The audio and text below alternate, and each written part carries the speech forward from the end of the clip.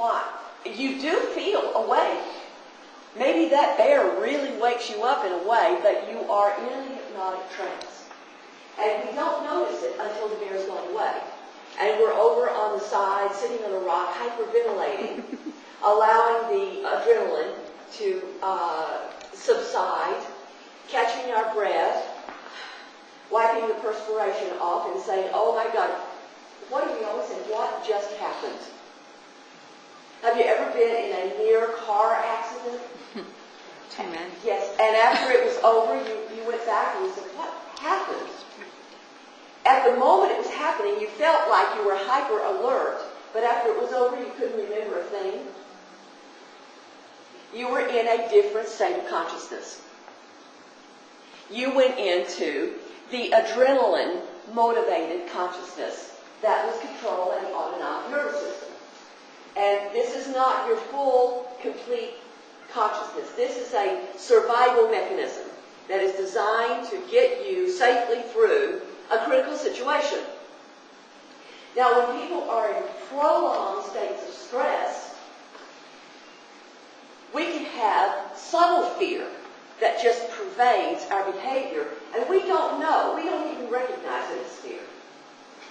It doesn't look like this gripping, reactive fear we would have if we encountered a bear on the Northwoods Trail, but it is a subtle form of fear. And to some degree, it's paralyzing our consciousness. Intentionally, nature made it that way. It's pumping our adrenaline, and it's triggering a different response system that is focused only upon what's right in front of you. That's it. That's actually what it's designed to do. So when your adrenaline gets, your adrenaline levels are high enough, you will focus on what's right in front of you. You will focus on the immediate threat. And as a matter of fact, you will start interpreting things as being a threat, which are not threats. We will start when we're in this state. Let's just say it's a state that's been produced by chronic, repeated stress. You know, it can even be turned on by movies, television, horror stories. All of these things can elevate this mechanism, can activate this mechanism in you. And I'm not telling you in any way to limit your entertainment experiences or to limit your free will or your choice in any way. I just want you to be aware of what's happening to you so that you have more free will over it. Because we forget that our free will is actually being interfered with when we get into these chronic stress states. We prolong them. Let's say there's competition at work. Somebody's always after somebody's job. Or there's competition for sales. Or there's competition just in the world. And so we're interpreting so much of life in a competitive way that we keep that adrenaline level up. And it's really pretty high. And that high adrenaline level is triggering a shutdown of the very faculties that would allow us to do the best in our competitive world. There's the irony. You see, these mechanisms were built to help your great-great-great-great-great-great-great-great-grandfather and mother survive. And they're not here in the cyber world. They're not here in a highly populated world where our greatest job is to learn community. Our greatest adventure, our greatest accomplishment, if you will, is to bring peace to the earth, is to learn how to work together with less square footage around us. We don't have the advantage of moving to the next 40 acres if we don't get along with our brother. We have to figure it out face to face. And when we're in these perpetual arguments, we need to be aware that is elevating your adrenaline.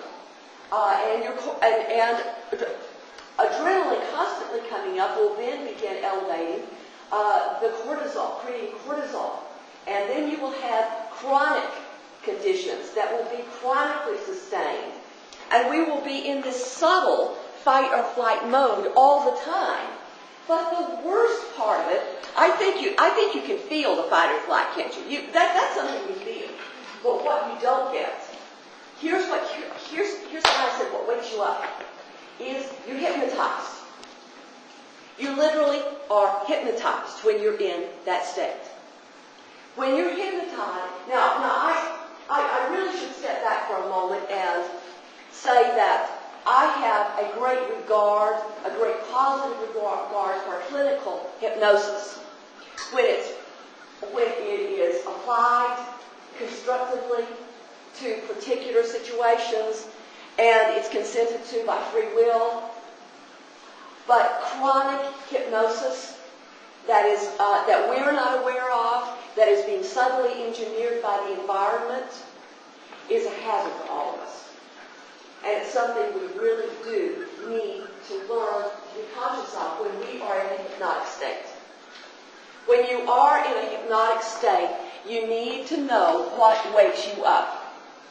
And I want you to make a list for yourself when you go home of what wakes you up. And it can be subtle things, from just opening the window, getting some fresh air, taking some deep breaths, raising your arms, calling a friend.